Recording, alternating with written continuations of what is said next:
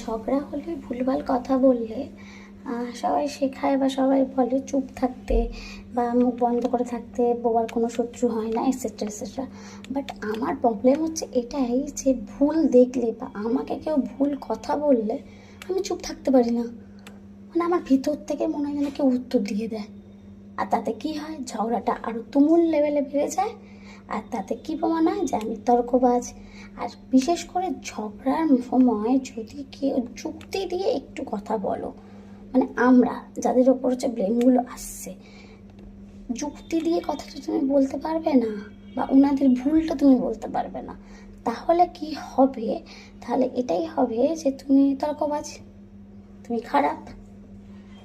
তার জন্য সবাই বলে চুপ করে থাকতে, কিন্তু আমার প্রবলেম তো এটাই যে আমি চুপই থাকতে পারি না। তো আমার মতো তোমরা কারা কারা আছো যে চুপ থাকতে পারো না, যে নিজের ভিতর থেকে উত্তর দিতে দিতে হবে?